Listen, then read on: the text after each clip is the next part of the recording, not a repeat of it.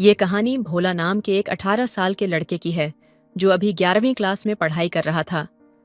दोस्तों, कहानी को लास्ट तक सुनिएगा, बहुत ज्यादा मजा आने वाला है कि कैसे भोला अपनी भाभी को उसके मैके ले जाते समय कैसे बीच जंगल में दोनों लोग दुपट्टा बिछाकर खेलते हैं, क्योंकि रास्ते में ही मूड जाता है। भाभी अभी नई और जवान भी थी। भोला एक सीधा सादा और मेहनती लड़का था।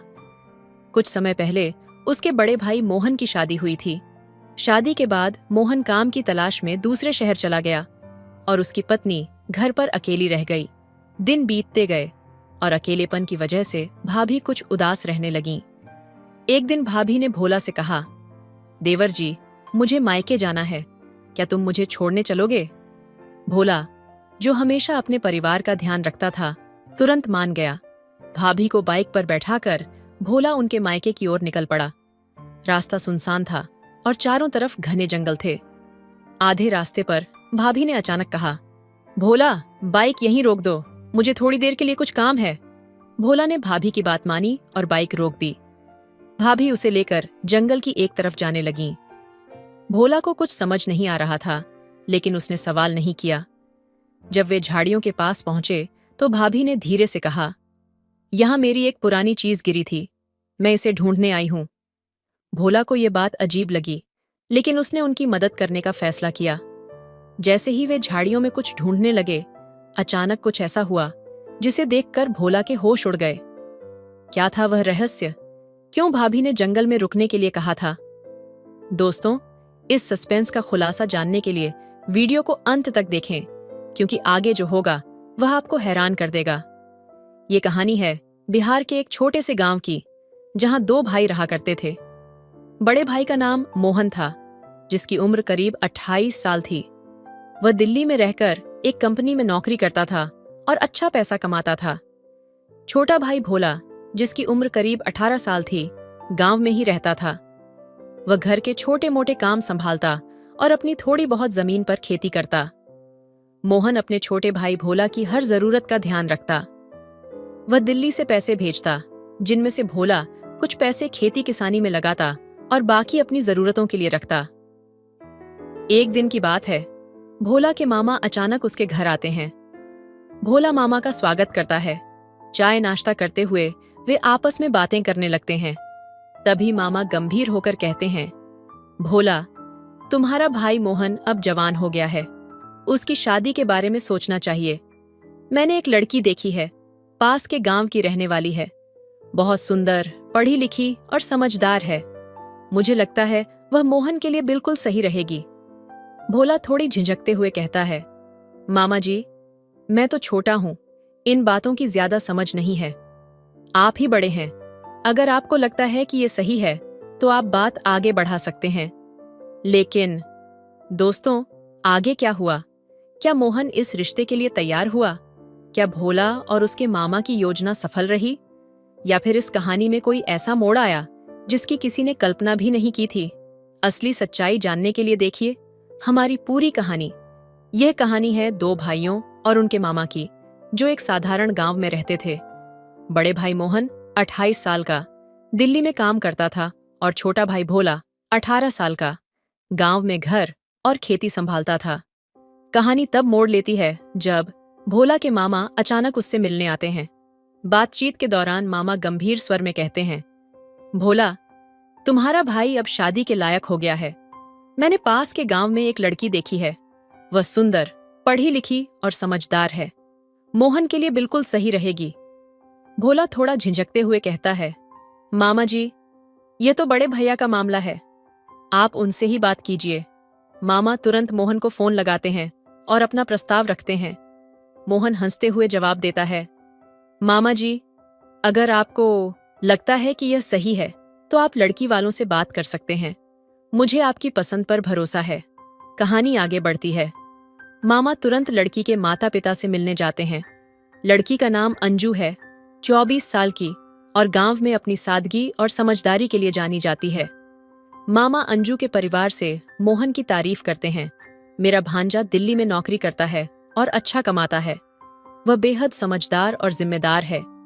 लड़की के माता पिता इस रिश्ते में दिलचस्पी दिखाते हैं और कहते हैं, पहले हम आपके भांजे से मिलना चाहेंगे। अगर हमें वह पसंद आए तो बात आगे बढ़ाएंगे। मामा तुरंत मोहन को फोन करके बुलाते हैं। मोहन अपने काम से छुट्टी लेकर घर आ जाता है। अब वह और मामा अंजू के घर जाने की तैयारी करते हैं। लेकिन क्या अंजू और उसके परिवार को मोहन पसंद आएगा? क्या यह रिश्ता बिना किसी रुकावट के तय हो जाएगा, या फिर इस कहानी में कुछ ऐसा होगा जो सभी को चौंका देगा? इस सस्पेंस का खुलासा जानने के लिए हमारी पूरी कहानी जरूर देखें। अगले भाग में हम आपको बताएंगे कि इस रिश्ते का अंजाम क्या हुआ। चैनल को सब्सक्राइब करें और बने रहें। दोस्तों, ये कहानी आगे बढ़ती है जब मोहन और अंजू का रिश्ता तय हो जाता है। लड़की वालों को मोहन का स्वभाव और काम पसंद आता है और वे इस रिश्ते को खुशी खुशी स्वीकार कर लेते हैं। शादी का दिन 2 महीने बाद वह खास दिन आता है जब मोहन दूल्हा बनता है और बारात लेकर अंजू के घर पहुंचता है। शादी का माहौल खुशनुमा होता है।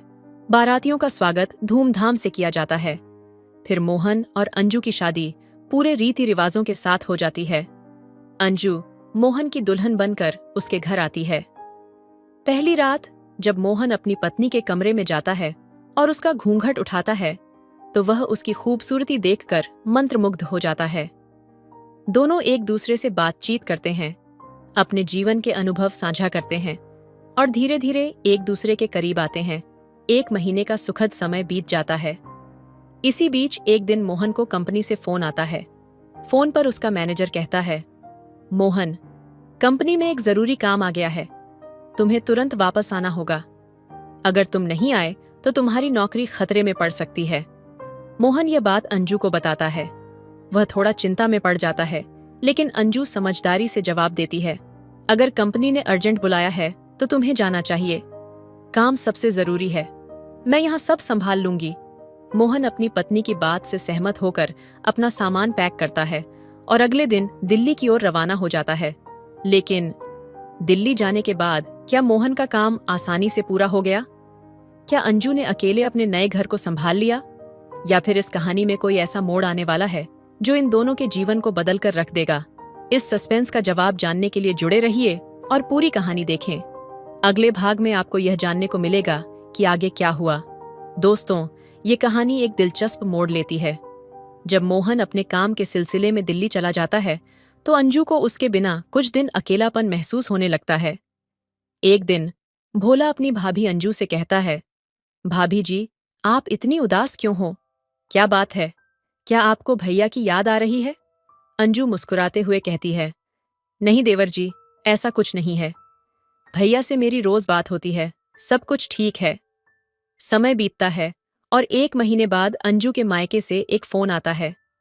फोन पर बताया जाता है कि अंजू की मां की तबीयत अचानक खराब हो गई है और उसे अपनी मां के पास जाना होगा। अंजू तुरंत भोला से कहती है, देवर जी, मेरी मां की तबीयत खराब हो गई है, मुझे वहां जाना है, क्या आप मेरे साथ चलेंगे? भोला बिना किसी हिचकिचाहट के कहता है, भाभी जी, बिल्कुल, मैं आपको लेकर चलता हूं। भोला अपनी भाभी अंजू को बाइक पर बैठाकर उसकी मां के घर की ओर रवाना हो जाता है। रास्ते में एक होटल पड़ता है और भोला बाइक रोकते हुए कहता है, भाभी जी, मुझे थोड़ा भूख लग रही है, क्यों ना हम यहां रुककर थोड़ा नाश्ता करें, फिर आराम से चलेंगे।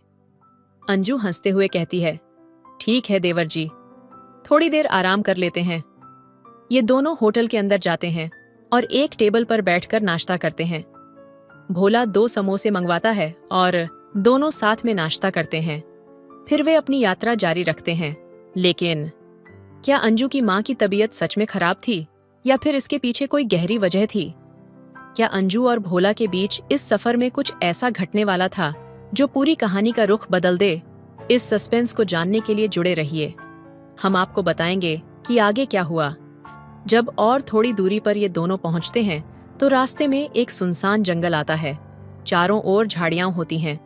अब अंजू अपने देवर भोला से कहती है कि देवर जी, तुम बाइक यहीं पर रोक लो, मुझे थोड़ी देर के लिए यहाँ पर काम है। अब भोला अपने मन में सोचता है, इन झाड़ियों में भाभी को आखिर क्या काम हो सकता है? फिर भी वह बाइक रोक लेता है। अंजू नीचे उतर जाती है और भोला से पूछता है, भाभी जी, तुम्हें अचानक यहाँ क्या काम हो सकता है? अंजू जवाब देती है, देवर जी, मुझे इन झाड़ियों के बीच में थोड़ा सा काम है, हम दोनों को वहां जाना होगा। भोला अंजू की बात मान जाता है और दोनों वहां पर चलते हैं।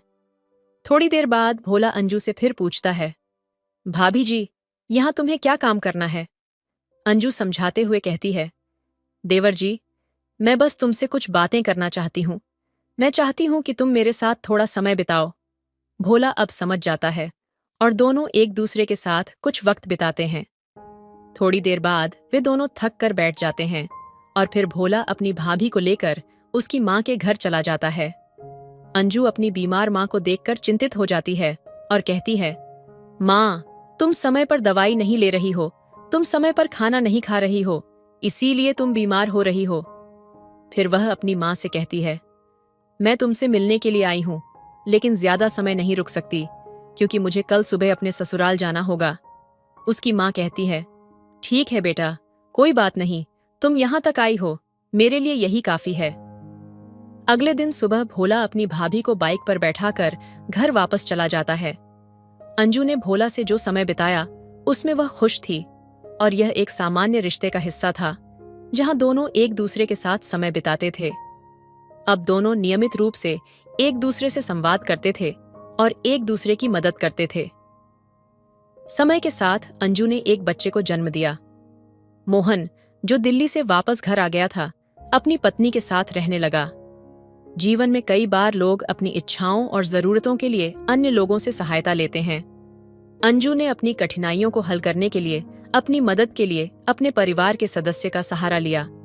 हालांकि यह स्थिति जटिल थी और उसे अपने जीवन में जिम्मेदारियों को समझने की आवश्यकता थी। मोहन अपने बच्चे से बहुत प्यार करता था और उसने उसे अपना बच्चा समझा। हालांकि वह यह भी जानता था कि जीवन में चीजें कभी-कभी उम्मीद के मुताबिक नहीं होती। ये कहानी हमें यह सिखाती है कि हमें अपने कार्यों के परिणामों के बारे में सोच समझकर निर्णय लेने चाहिए। परिवार और रिश्तों को सशक्त बनाने के लिए प्यार, विश्वास और जिम्मेदारी बहुत महत्वपूर्ण है। इस कहानी को सुनाने का उद्देश्य आपको किसी भी तरह से परेशानी में डालना नहीं है, बल्कि यह जागरूकता प्रदान करना है कि हर एक कदम और निर्णय के पीछे जिम्मेदारी होती है। हमें अपने जीवन और रिश्तों में हमेशा सावधानी बरतनी चाहिए। धन्यवाद और दोस्तों, अपना और अपने परिवार का ख्याल रखें।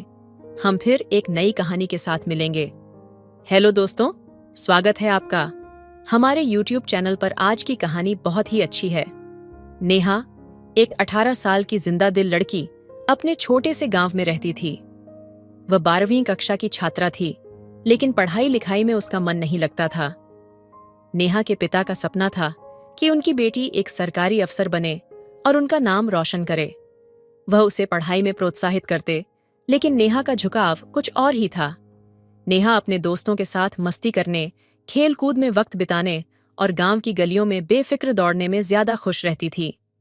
उसकी यह आदत और खासकर लड़कों जैसे कपड़े पहनना उसके माता पिता को परेशान करता था।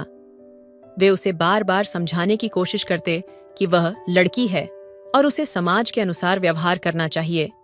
नेहा, लड़कियों जैसे कपड़े पहनो, ये लड़कों के बीच खेल कूद करना बंद करो, तुम्हें पढ़ाई पर ध्यान देना चाहिए, तुम्हारा भविष्य इससे खराब हो जाएगा, उसकी माँ रोज समझाती। लेकिन नेहा अपने मन की मालिक उनकी बातों पर ध्यान नहीं देती। एक दिन नेहा के पिता का गुस्सा अपने चरम पर पहुंच गया। उन्होंने गुस्से में कह दिया, तुम लड़की नहीं हो नेहा, तुम्हारी हरकतें देखकर लगता है तुम एक किन्नर हो। लड़कों के साथ खेल कूद और उनका जैसा व्यवहार करना ही तुम्हें अच्छा लगता है। पिता की इस बात ने नेहा के दिल को गहराई तक चोट पहुंचाई। वह रात भर रोती रही। पहली बार उसे महसूस हुआ कि उसके अपने पिता भी उसकी पहचान पर सवाल उठा रहे हैं। उस रात नेहा ने एक फैसला किया। उसने ठान लिया कि वह अपने पिता को गलत साबित करके रहेगी। उसने अपनी जिंदगी को एक नई दिशा देने की ठानी। अगले दिन से ही नेहा ने अपने दोस्तों से दूरी बना ली और अपने पढ़ाई में पूरी लगन से जुट गई। शुरुआत में सबने उसकी बातों को मजाक में लिया। उसके दोस्तों ने ताना मारा, अरे नेहा अब पढ़ाई करेगी, ये तो नामुमकिन है। लेकिन नेहा ने किसी की परवाह नहीं की। नेहा सुबह जल्दी उठती, घंटों पढ़ाई करती और अपने सपनों को पाने के लिए मेहनत करती। कई बार वह थक जाती, लेकिन उसके पिता की कही वह कड़वी बात उसे हर बार नई ऊर्जा देती। सालों की मेहनत के बाद नेहा ने वह कर दिखाया जो किसी ने सोचा भी नहीं था। उसने सिविल सर्विस परीक्षा पास कर ली और एक बड़ी सरकारी अफसर बन गई। उसके पिता की आंखों में गर्व के आंसू थे। एक दिन जब नेहा ने अपने पिता से कहा, पापा, आपने मुझे किन्नर कहा था, लेकिन वही बात मेरी ताकत बन गई। आज मैं जो कुछ भी हूं, उसमें आपकी बातों का बड़ा हाथ है। तो उसके पिता भावुक हो गए। उन्होंने नेहा को गले लगाते हुए कहा, बेटा, तुमने हमें गर्व महसूस करवाया है। मुझसे गलती हुई थी, लेकिन तुमने मुझे गलत साबित कर दिया। ये कहानी मध्य प्रदेश के एक छोटे से गांव की है, जहां एक साधारण सा परिवार रहता था। परिवार में 4 सदस्य थे। पिता रघुवीर, जो मेहनती किसान थे, उनकी पत्नी सुशीला, एक समर्पित गृहिणी, और उनके 2 बच्चे, बड़ी बेटी नेहा और उसका छोटा भाई अंशु। नेहा 18 साल की थी और 12वीं कक्षा में पढ़ रही थी। उसके पिता का सपना था कि वह अपनी बेटी को पढ़ा लिखा कर एक सम्मानित सरकारी अफसर बनाए। उन्होंने अपने जीवन की हर छोटी बड़ी खुशी को ताक पर रखकर यह सपना देखा था। लेकिन नेहा का मन पढ़ाई में नहीं लगता था। उसके हर विषय में नंबर कम आते थे और वह बार बार असफलताओं का सामना करती थी। नेहा का स्वभाव उसके माता पिता के लिए हमेशा चिंता का विषय रहा। वह लड़कों की तरह कपड़े पहनती, उन्हीं के साथ खेलती और उन्हें अपना साथी मानती। गांव के लोग और समाज के पुराने विचार रखने वाले लोग नेहा के इस व्यवहार को टेढ़ी नजरों से देखते थे। नेहा के माता पिता को यह सब सहन करना पड़ता, लेकिन वे उसे बार बार समझाने की कोशिश करते। सुशीला अक्सर नेहा को प्यार से समझाती, बेटी, तुम लड़की हो, समाज लड़कियों से एक अलग उम्मीद रखता है, तुम्हें लड़कियों की तरह रहना चाहिए। लेकिन नेहा का जवाब हमेशा वही होता, माँ, मैं जैसे हूं वैसे ही खुश हूं, मैं खुद को बदलना नहीं चाहती। नेहा के इस स्वभाव के पीछे एक छुपा हुआ दर्द था, जिसे शायद किसी ने महसूस नहीं किया। वह समाज की उन बेड़ियों से आजाद रहना चाहती थी जो लड़कियों को सीमित कर देती हैं। नेहा अपने तरीके से जीने की चाह रखती थी, लेकिन अपने पिता के सपने और समाज के दबाव के बीच वह अक्सर खुद को टूटा हुआ महसूस करती। एक दिन रघुवीर ने नेहा से कहा, बेटी, तुम्हारे माता पिता होने के नाते हमने तुम्हारे लिए सपने देखे हैं, लेकिन अगर तुम वही करना चाहती हो जो तुम्हारा दिल कहता है, तो हम तुम्हें रोकेंगे नहीं। बस इतना ध्यान रखना कि तुम्हारे फैसले तुम्हारे भविष्य को बर्बाद न करें।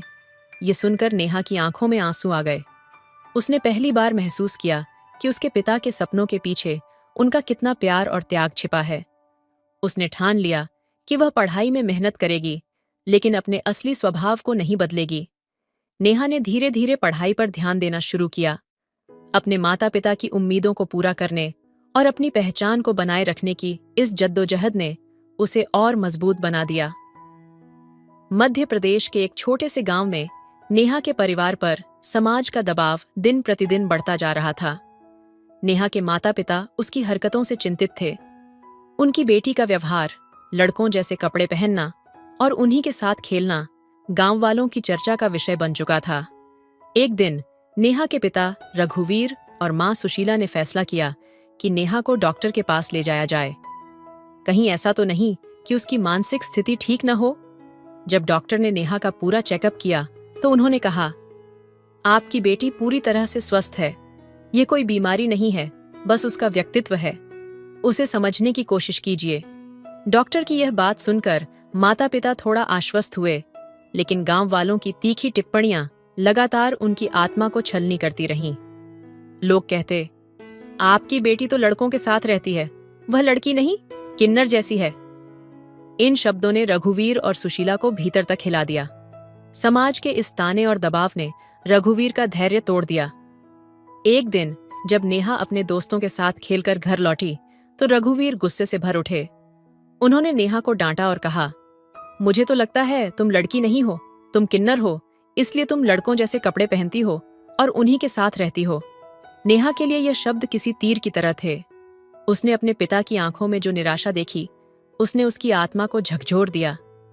आंसुओं से भरी आंखों और कांपती आवाज में नेहा ने जवाब दिया, पिताजी, आप सोचते हैं कि मैं किन्नर हूं, लेकिन मैं आपको एक दिन साबित करके दिखाऊंगी कि मैं किन्नर नहीं, बल्कि आपकी उम्मीदों पर खरी उतरने वाली एक बेटी हूं।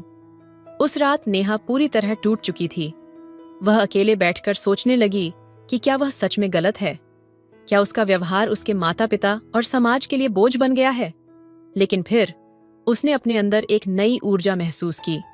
उसने ठान लिया कि वह अपने तरीके से अपनी पहचान बनाएगी और अपने माता पिता को गर्व महसूस कराएगी। नेहा ने खुद को बदलने की कोशिश नहीं की, बल्कि अपनी सोच और मेहनत को बदल दिया। उसने पढ़ाई पर ध्यान केंद्रित करना शुरू किया। अब उसका हर कदम उसके माता पिता के सपनों और समाज की धारणाओं को चुनौती देने के लिए था। नेहा अपने माता पिता के शब्दों से आहत थी, लेकिन उसने हार मानने के बजाय एक निर्णय लिया। उसने अपने मन में ठान लिया कि वह उन्हें दिखाएगी कि वह एक लड़की है और अपनी पहचान और सामर्थ्य को साबित करेगी। दिन बीतते गए। दिवाली का त्योहार आ पहुंचा। गांव में हर जगह रोशनी, पटाखों की आवाज और खुशियों का माहौल था। हर कोई त्योहार की तैयारियों में व्यस्त था, लेकिन इस खुशी के माहौल में नेहा के दिल में कुछ और ही चल रहा था। दिवाली की रात, जब पूरा परिवार त्योहार में व्यस्त था, नेहा अपने कमरे में चली गई। उसकी मां सुशीला उसे बुलाने के लिए कमरे में गईं, लेकिन जैसे ही उन्होंने दरवाजा खोला, नेहा वहां नहीं थी। कमरे का खालीपन देखकर सुशीला का दिल जोर से धड़कने लगा।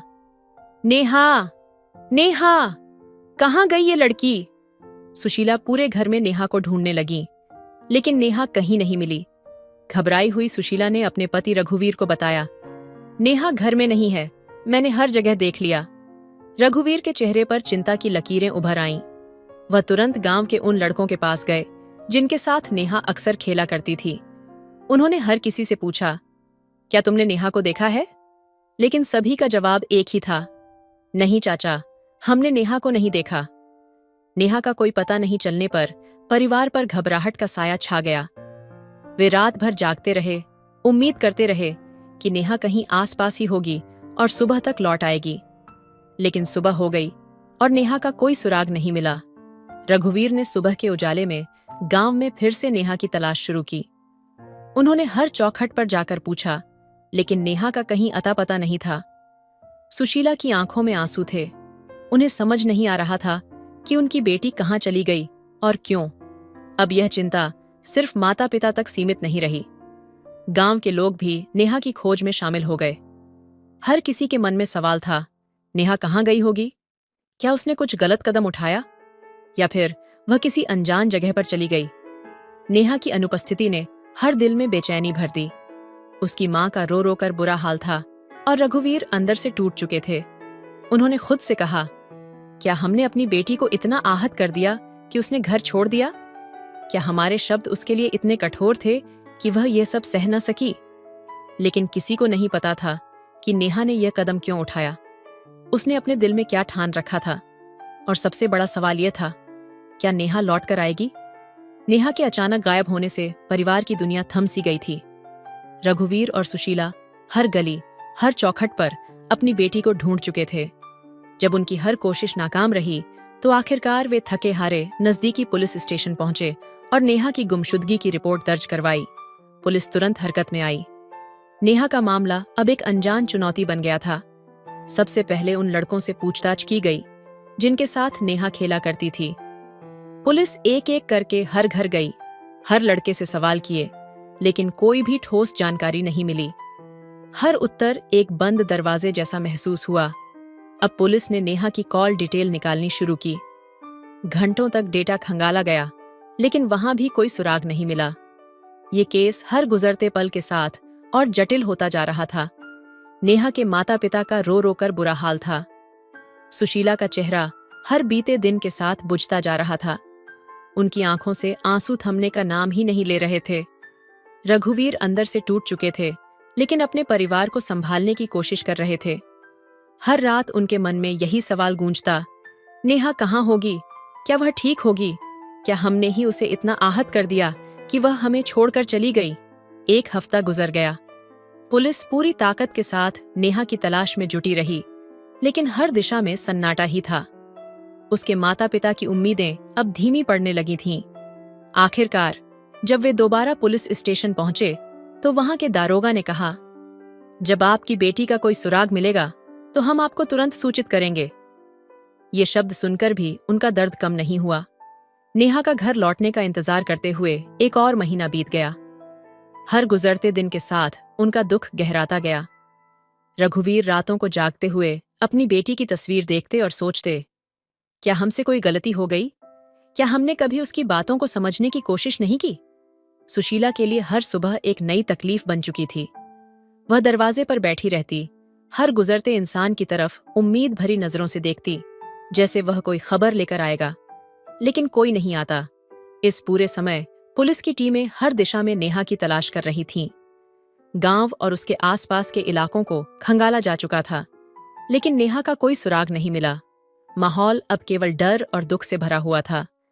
नेहा की अनुपस्थिति ने घर और गांव दोनों पर एक स्याह छाया डाल दी थी। हर किसी के मन में यही सवाल था, आखिर नेहा कहाँ चली गई और क्या वह कभी वापस आएगी? नेहा के माता पिता की उम्मीद धीरे धीरे मुरझा रही थी। हर दिन उनके दिल में एक नया घाव होता और वे बस एक चुप्पी में जीने लगे थे। रघुवीर और सुशीला हर दिन अपनी बेटी की यादों में खो जाते। एक बार फिर वे पुलिस स्टेशन पहुंचे, लेकिन उनकी उम्मीदें बहुत कम हो चुकी थीं।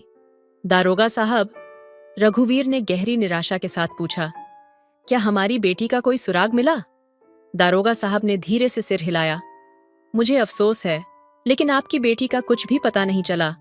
हम पूरी कोशिश कर रहे हैं, लेकिन अब तक कोई जानकारी नहीं मिल पाई है। दिन धीरे धीरे महीने और फिर महीने सालों में बदल गए। 6 महीने का वक्त बीत गया। एक दिन फिर से रघुवीर और सुशीला पुलिस स्टेशन गए, जहां उन्होंने उम्मीद के साथ दारोगा साहब से पूछा, क्या अब तक हमारी बेटी का कोई पता चला है? दारोगा साहब की आवाज में एक ठंडापन था। आपकी बेटी का केस अब हम बंद कर चुके हैं, फाइल को बंद कर दिया गया है।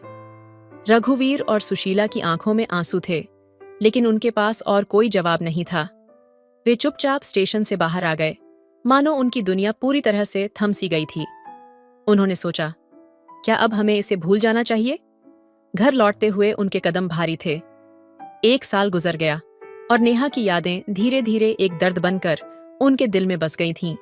लेकिन यह क्या? एक दिन एक चमत्कार हुआ। रघुवीर और सुशीला घर के आंगन में खड़े थे, जब उनकी नजरें अचानक दरवाजे पर पड़ीं। उनका दिल धड़कने लगा जब उन्होंने देखा एक लड़की जिसे वे पहचानते थे अचानक उनके सामने खड़ी थी। उनकी बेटी नेहा, जो 1 साल से खो गई थी, अब उनके सामने खड़ी थी। नेहा के हाथ में 1 महीने का बच्चा था और उसके पास एक लड़का भी खड़ा था। यह दृश्य उनके दिलों में एक तूफान सा लाया। सुशीला के होंठ कांपने लगे। वह दौड़ी और नेहा को अपनी बाहों में भर लिया, लेकिन फिर उसकी आंखों में सवाल था, बेटा, ये सब क्या हो रहा है? नेहा की आंखों में एक दर्द और गम था, जैसे वह किसी गहरी जिंदगी की सच्चाइयों से जूझ रही हो। उसने धीरे से अपनी माँ की ओर देखा और कहा, माँ, मैं वो नहीं कर पाई जो आप चाहते थे। उसकी आवाज में ऐसी टूटन थी जिसे सुनकर सुशीला का दिल और भी ज्यादा टूट गया। वह नेहा को समझने की कोशिश करती है, लेकिन वह भी यह समझ नहीं पा रही थी कि उसकी बेटी ने ऐसा कदम क्यों उठाया। नेहा चुपचाप खड़ी रही, अपनी दुनिया में खोई हुई। वह इस वक्त तक नहीं समझ पाई थी कि जिस रास्ते पर वह चली थी, वह उसकी पहचान और आत्मसम्मान को किस हद तक बदल चुका था। नेहा अपनी माँ के पास खड़ी थी। उसकी आंखों में गहरी उदासी थी, जैसे उसके दिल के कई राज अब सामने आने वाले हों। उसने धीमे से कहा, माँ, पापा ने एक बार मुझे कहा था कि मैं लड़की नहीं हूँ। उन्होंने कहा था कि मैं तो किन्नर हूँ और इसीलिए मैं लड़कों के साथ रहती हूँ, लड़कों जैसे कपड़े पहनती हूँ। वह शब्द मेरे दिल में गहरे उतर गए थे। नेहा की आवाज में दर्द था, लेकिन साथ ही एक ठान लिया हुआ जज्बा भी। मैंने यह साबित करने के लिए यह कदम उठाया कि मैं एक लड़की हूँ और मुझे किसी के समझाने की जरूरत नहीं है। उसकी माँ की आंखों में आश्चर्य और गुस्सा था, लेकिन वह चुप थी। नेहा ने जारी रखा, यह बच्चा मेरा है और यह लड़का, ये मेरा पति है। मैंने उससे कोर्ट मैरिज की है। उसकी माँ ने देखा, यह सच था। उसने बच्चे को अपनी गोद में उठा लिया और उसकी आंखों में आंसू थे, लेकिन इन आंसुओं में अब सच्चाई और प्यार था। बेटा, मुझे तुमसे कोई शिकायत नहीं है, माँ ने धीरे से कहा। तुमने जो भी किया वह तुम्हारा अधिकार था, लेकिन मुझे यह सोचने का मौका दो, तुम दोनों को हम अपना लेंगे। नेहा ने अपनी माँ के शब्दों को सुना और उसकी आंखों में एक सुकून आ गया। वह बहुत समय से यही सुनना चाहती थी, लेकिन यह सुनकर उसकी पूरी दुनिया बदल गई थी। उसने एक गहरी सांस ली और अपनी माँ के पास बैठ गई। नेहा के पिता की आंखों में अब आंसू थे। वह अपने ही की पर पछता रहे थे। वह अपनी बेटी के पास आकर खड़े हो गए और उनकी आवाज कांप रही थी। बेटा, मुझे माफ कर दो। मैंने बिना वजह तुम्हारे ऊपर शक किया। मैं जानता हूं कि तुम्हारे साथ ऐसा करना नहीं चाहिए था। नेहा ने एक पल के लिए अपने पिता की ओर देखा और फिर उसकी आंखों में समझ और ममता का एक अदृश्य बंधन बन गया। पापा, मुझे अब भी आप पर यकीन है। आप मेरी दुनिया हो और मैं हमेशा आपकी बेटी रहूंगी। हम सब एक साथ हैं, यही काफी है, उसकी मां ने कहा और नेहा को अपने गले से लगा लिया। लेकिन इस घटना के बाद एक सवाल अब भी बाकी था। क्या यह समाज कभी अपने बच्चों को बिना किसी दबाव या शक के देख पाएगा? क्या हम कभी उन शब्दों के असर को समझ पाएंगे जो हम अपने बच्चों पर बिना सोच समझ के कहते हैं? इस कहानी का उद्देश्य यही है कि कभी भी किसी के प्रति शक और अनावश्यक दबाव न डालें, क्योंकि आप नहीं जानते कि आपकी एक छोटी सी बात किसी के दिल में क्या असर डाल सकती है और वह क्या कदम उठा सकता है जो आपके लिए शायद समझ में ना आए, लेकिन उसकी जिंदगी के लिए अहम हो। यह कहानी हमें कई महत्वपूर्ण बातें सिखाती है जो हमारे जीवन में सकारात्मक बदलाव ला सकती हैं। इन सिक्खों को संक्षेप में इस प्रकार समझा जा सकता है: अपनी पहचान को स्वीकारें। कहानी यह बताती है कि हर व्यक्ति की अपनी एक अलग पहचान होती है, जिसे हमें समझने और स्वीकारने की आवश्यकता है। नेहा ने अपनी पहचान के साथ संघर्ष किया, लेकिन जब उसने खुद को स्वीकार किया तो उसकी जिंदगी में शांति और समझ आई। हमें अपनी असलियत को समझने और उसे स्वीकारने का साहस रखना चाहिए। समाज के दबाव से ऊपर उठें। समाज के बनाए गए नियम और धारणाओं से परे जाकर हमें खुद की शर्तों पर जीने का हक है। किसी को भी यह अधिकार नहीं है कि वह हमें हमारी पहचान और जीवन के तरीके को लेकर जज करे। हमें खुद पर यकीन रखना चाहिए और अपनी राह खुद चुननी चाहिए। परिवार का समर्थन और प्यार। इस कहानी में परिवार का प्यार और समर्थन सबसे महत्वपूर्ण था। जब नेहा के माता पिता ने अपनी बेटी को बिना शर्त स्वीकार किया तो वह अपनी जिंदगी को सही दिशा में आगे बढ़ा पाई।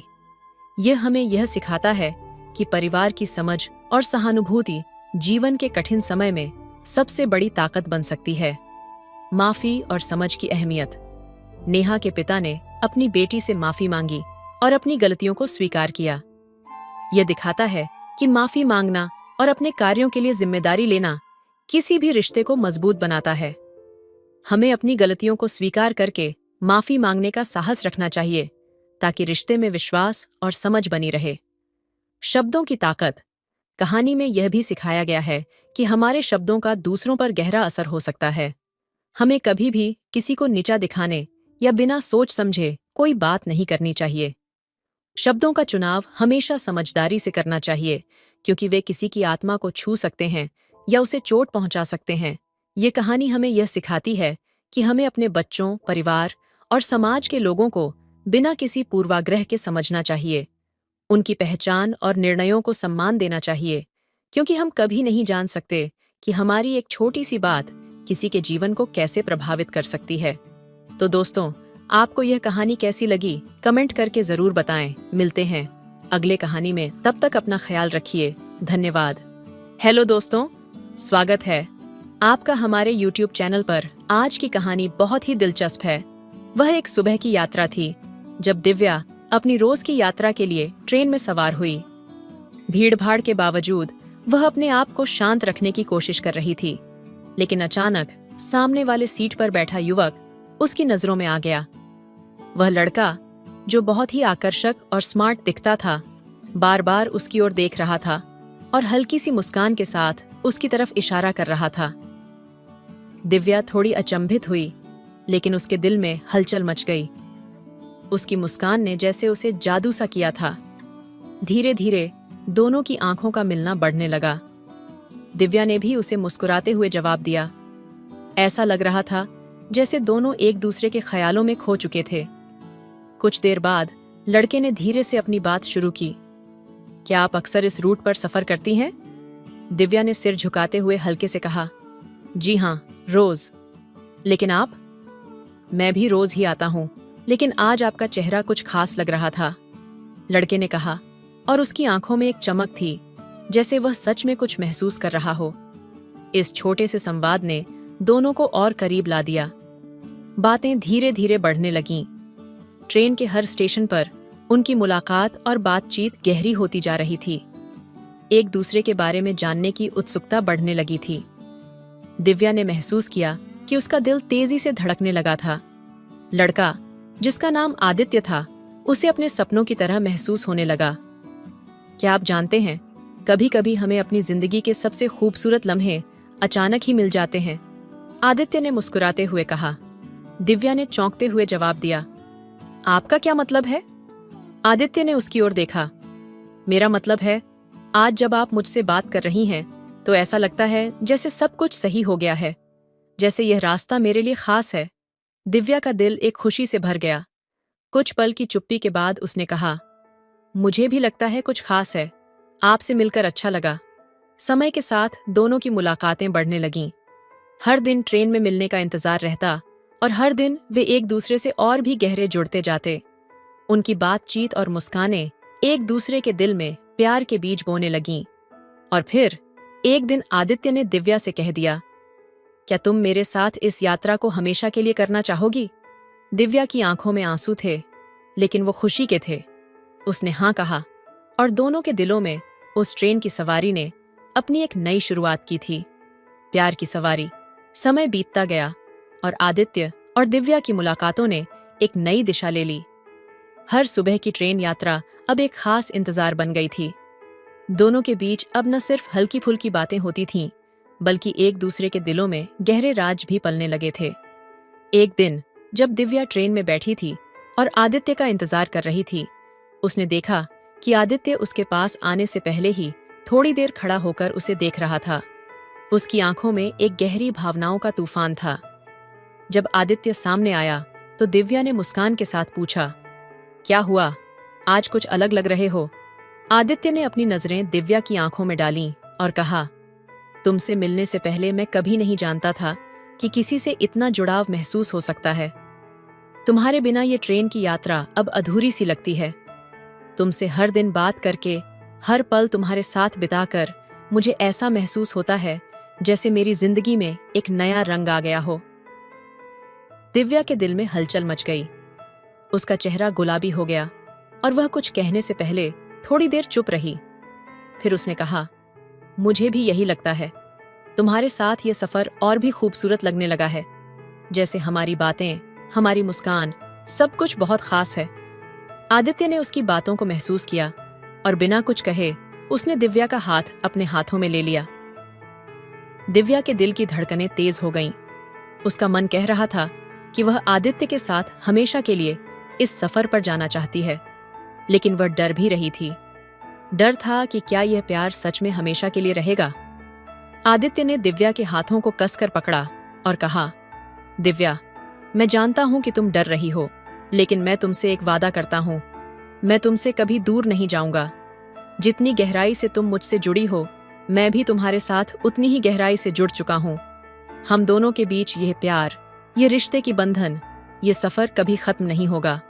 दिव्या ने उसकी आंखों में गहराई से देखा और धीरे से कहा, मैं भी यही चाहती हूं आदित्य, इस प्यार को हमेशा के लिए महसूस करना। फिर एक दिन आदित्य ने दिव्या को एक खास जगह पर ले जाने का फैसला किया। ट्रेन के सफर के बाद वह उसे एक पार्क में ले गया, जहां दोनों शांत वातावरण में एक दूसरे के साथ समय बिता सकते थे। आदित्य ने दिव्या के सामने घुटने टेकते हुए कहा, दिव्या, क्या तुम मेरी जिंदगी का हिस्सा बनोगी?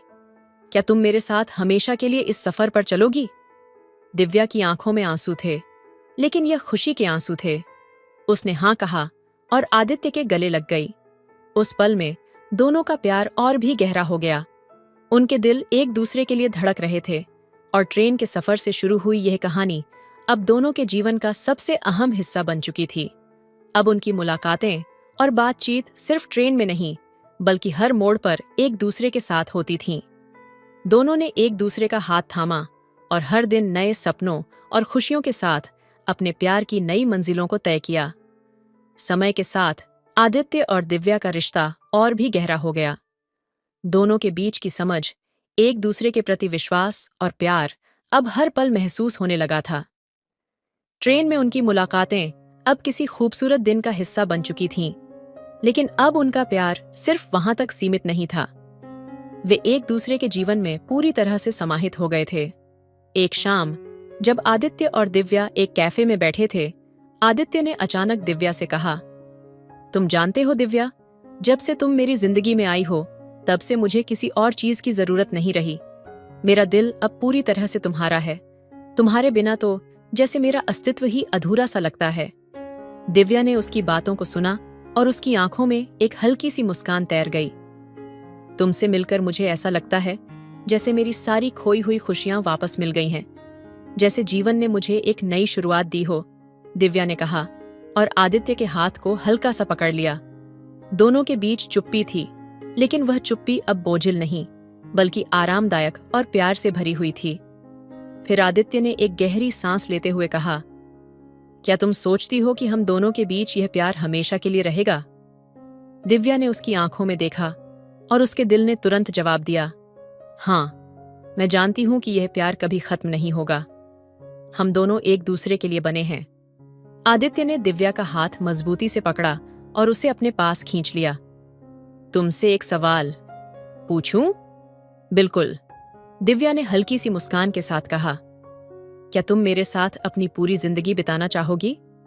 क्या तुम मेरे साथ एक नई यात्रा की शुरुआत करना चाहोगी, जिसमें हम दोनों हमेशा एक दूसरे के साथ हों? आदित्य ने उसके आंखों में गहरी नजर डालते हुए पूछा। दिव्या का दिल तेजी से धड़कने लगा।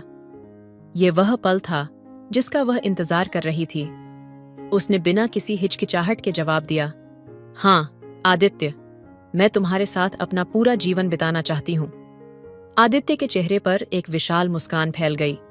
उसने दिव्या को अपनी बाहों में लपेट लिया और उसे कसकर अपने पास खींच लिया। वह महसूस कर रहा था कि यह वह लम्हा था जो उन्होंने हमेशा के लिए चाहा था। इस दिन के बाद आदित्य और दिव्या ने अपनी जिंदगी की सबसे खूबसूरत शुरुआत की। एक दूसरे के साथ बिताए हर पल ने उनके रिश्ते को और भी मजबूत किया। वे एक दूसरे के सपनों का हिस्सा बन गए थे और उनकी यात्रा अब कभी खत्म नहीं होने वाली थी। हर दिन एक नया सपना, एक नई खुशी लेकर आता था। कुछ महीने बाद आदित्य ने दिव्या के लिए एक और बड़ा कदम उठाया। उसने दिव्या को एक खूबसूरत जगह पर ले जाकर एक इम्प्रेसिव तरीके से उसे प्रपोज किया। दिव्या, तुम्हारे बिना मेरी जिंदगी कुछ भी नहीं है। क्या तुम मेरी जिंदगी की सबसे बड़ी खुशी बनोगी? आदित्य ने अपनी आंखों में विश्वास और प्यार की गहरी भावना के साथ कहा। दिव्या की आंखों में आंसू थे, लेकिन वह खुशी के थे। उसने कहा, हाँ आदित्य, मैं हमेशा तुम्हारे साथ रहूंगी। इस तरह आदित्य और दिव्या की प्रेम कहानी एक नई ऊंचाई पर पहुंच गई और दोनों ने अपने जीवन की सबसे बड़ी यात्रा की शुरुआत की। एक यात्रा जो हमेशा के लिए एक दूसरे के साथ थी।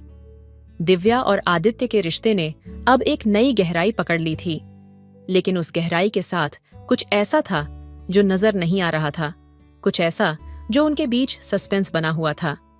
उनकी नजदीकी और प्यार अब सबके लिए एक मिसाल बन चुका था, लेकिन दोनों के बीच एक अजीब सी खामोशी भी थी, जैसे हर पल कुछ और होने वाला हो जो उन्हें पता नहीं था। एक शाम जब आदित्य और दिव्या समुद्र के किनारे अकेले बैठे थे, दोनों की आंखों में एक अजीब सी बेचैनी थी। समुद्र की लहरों की आवाज जो कभी उन्हें शांति देती थी, अब एक नई बेचैनी पैदा कर रही थी। आदित्य ने अचानक दिव्या का हाथ पकड़ा और उसकी आंखों में गहरी नजर डालते हुए कहा, दिव्या, मैं तुमसे कुछ बेहद महत्वपूर्ण बात करना चाहता हूं। दिव्या ने उसकी ओर देखा। उसकी आंखों में एक सवाल था। क्या हुआ आदित्य? तुम इतने गंभीर क्यों हो? आदित्य के चेहरे पर एक हल्का तनाव था। वह कुछ कहने के पहले बहुत देर तक चुप रहा। फिर उसने कहा, मैं चाहता हूं कि तुम जानो, तुम्हारे साथ बिताए गए हर पल ने मुझे अपने बारे में बहुत कुछ सोचने पर मजबूर किया है। मैं तुमसे बहुत प्यार करता हूं, लेकिन अब मैं यह भी महसूस करता हूं कि हमारी जिंदगी के कुछ ऐसे पहलू हैं जिन्हें हमें अभी तक सामने नहीं लाया है। दिव्या ने उसकी ओर ध्यान से देखा। वह जानती थी कि आदित्य की भावनाएं सच्ची हैं, लेकिन उसकी बातों में एक रहस्य भी था। क्यों? क्या ऐसा कुछ है जिसे तुम मुझसे छुपाना चाहते हो? दिव्या ने धीमे से पूछा। आदित्य ने सिर झुकाते हुए कहा, नहीं दिव्या, ऐसा नहीं है, पर कुछ बातों को हमें एक साथ सुलझाना होगा। कुछ चीजें हैं जो हमारे रिश्ते को एक नए मोड़ पर ले जा सकती हैं। उसकी आवाज में गहरी चिंता थी, जैसे वह किसी अनजानी परेशानी का सामना कर रहा हो। क्या तुम मुझे बताओगे? दिव्या की आंखों में सच्ची चिंता थी और उसकी आवाज में एक गहरी आत्मीयता थी। उसने आदित्य के हाथ को कसकर पकड़ा, जैसे उसे टूटने से बचाना चाहती हो। आदित्य ने एक गहरी सांस ली। दिव्या, मैं जो कुछ भी कह रहा हूं वह मेरे दिल से निकल रहा है। मैं चाहता हूं कि तुम मुझे समझो। मेरे जीवन में एक रहस्य है जिसे मैंने कभी तुमसे साझा नहीं किया। ये कुछ ऐसा है जो मेरे अतीत से जुड़ा है और जो अगर तुम जानोगी तो शायद तुम्हें बहुत बुरा लगेगा। दिव्या की धड़कन तेज हो गई। उसकी आंखों में सवाल थे, लेकिन उसे महसूस हुआ कि यह वह पल है जब आदित्य को पूरी तरह से समझना और स्वीकारना होगा। तुम मेरे लिए जितने महत्वपूर्ण हो, उतने ही मेरे लिए तुम्हारे राज भी हैं। अगर तुम चाहो तो मैं तुम्हारे साथ मिलकर हर चुनौती का सामना करूंगी। आदित्य की आंखों में एक कशमकश थी। तुम सच में मुझे समझने के लिए तैयार हो? आदित्य ने पूछा, जैसे वह यह जानना चाहता हो कि दिव्या को उसकी कमजोरियों का सामना करने के लिए तैयार किया जा सकता है। हमने मिलकर बहुत कुछ पार किया है आदित्य। अगर तुम सच में मुझे अपना मानते हो तो मैं तुम्हारी हर बात समझने के लिए तैयार हूं। दिव्या ने पूरी सच्चाई से कहा। उसकी आवाज में एक तरह का विश्वास था, एक ऐसा विश्वास जो उसने खुद के लिए भी कभी महसूस नहीं किया था। आदित्य ने दिव्या की ओर देखा और फिर धीरे धीरे एक टुकड़ा चुप्पी में बसा लिया। मैं तुम्हें एक बात बताऊं दिव्या, आदित्य ने कहा, मेरे अतीत में एक गहरी दर्दनाक कहानी है जो अब तक मैं किसी से नहीं कह सका। मैं जानता हूं कि अगर तुम इसे जानोगी तो शायद तुम मुझसे दूर हो जाओ, लेकिन मैं चाहता हूं कि तुम जानो, तुम्हारे बिना मेरी जिंदगी कुछ भी नहीं है। दिव्या की आंखें सवालों से भरी हुई थीं, लेकिन उसने आदित्य के हाथ को और कसकर पकड़ लिया, जैसे उसे ढूंढने के लिए कुछ जरूरी था। तुमसे कोई बात हो या न हो, मैं तुम्हारे साथ हूं आदित्य। तुम जितना चाहो खुलकर मुझसे बात करो।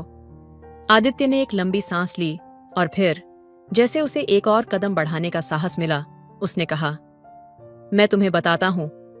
उस रात की खामोशी ने दोनों के बीच एक नई शुरुआत की और आदित्य ने दिव्या को अपनी जिंदगी का सबसे गहरा राज बताया। वह राज जिसने उनके रिश्ते को एक नई राह पर डाल दिया। लेकिन सवाल यह था, क्या दिव्या इस राज के बाद आदित्य से और भी ज्यादा प्यार करेगी या वह उसे दूर कर देगी? दिव्या और आदित्य के बीच एक अजीब सा सन्नाटा था, जैसे दोनों के बीच एक कांच की दीवार खड़ी हो। समुद्र के किनारे, जहां उनकी बातचीत अक्सर प्यार और सपनों से भरी होती थी, वहां आज एक अलग ही खामोशी थी। आदित्य के शब्दों ने जैसे हवा में एक नई हलचल पैदा कर दी थी। वह पहले कभी ऐसा गंभीर नहीं था। दिव्या के दिल की धड़कन तेज हो गई थी और एक अजीब सा सस्पेंस उसकी आत्मा में गहरे उतरने लगा था। आदित्य ने एक और लंबी सांस ली। फिर उसकी आंखों में कुछ छुपा हुआ था, कुछ ऐसा जिसे वह कभी जाहिर नहीं करना चाहता था, लेकिन आज वह उसे खोलने के लिए मजबूर था। दिव्या, उसने धीरे से कहा, मुझे तुमसे एक बहुत बड़ी बात करनी है जो मैंने कभी किसी से नहीं साझा की। तुमसे यह कहना मेरे लिए सबसे कठिन होगा, लेकिन अब मैं खुद को इससे जुदा नहीं रख सकता। दिव्या ने उसकी बातों को गंभीरता से सुना और फिर पूछा, क्या है आदित्य? क्या तुम मुझसे कुछ छुपा रहे हो? आदित्य ने एक पल के लिए अपनी नजरें झुका ली, फिर एक गहरी सांस लेकर कहा, मेरे अतीत में कुछ ऐसा है जो मेरी पूरी जिंदगी बदल चुका है और मैं डरता हूं कि अगर तुम इसे जानोगी तो तुम मुझसे दूर चली जाओगी। दिव्या ने उसके शब्दों को पूरी तरह से समझने की कोशिश की। उसकी आवाज में न सिर्फ प्यार था, बल्कि एक गहरी चिंता भी थी।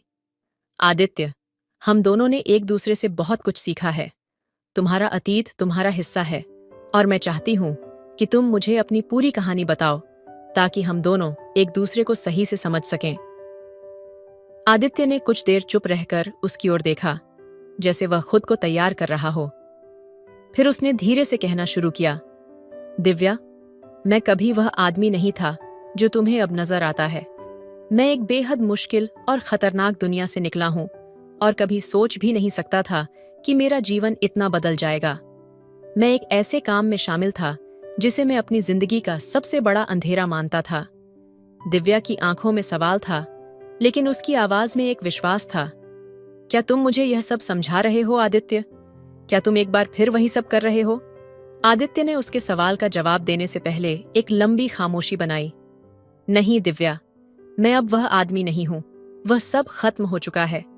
लेकिन जब मैं तुम्हारे पास आया तो मुझे लगा जैसे मैं अपने अतीत को छोड़ चुका हूं और तुम ही मेरी नई शुरुआत हो।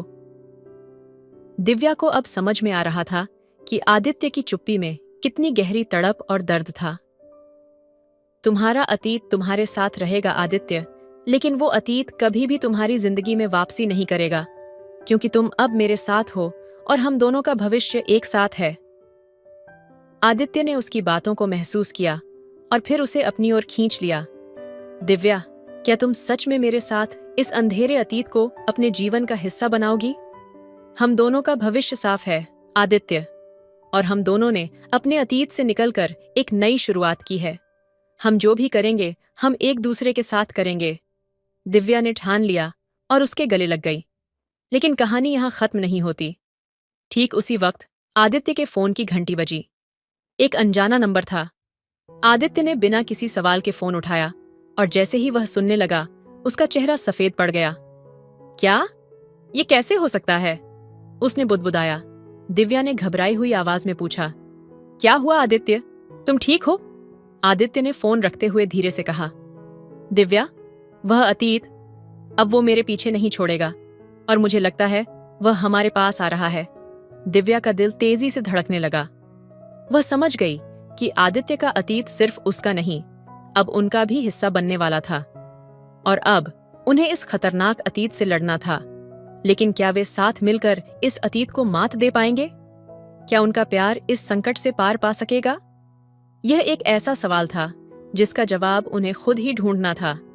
कहानी अब एक नई दिशा में मोड़ लेने वाली थी और दोनों के लिए यह सबसे कठिन लेकिन रोमांचक सफर था। तो दोस्तों, आपको यह कहानी कैसी लगी कमेंट में जरूर बताएं।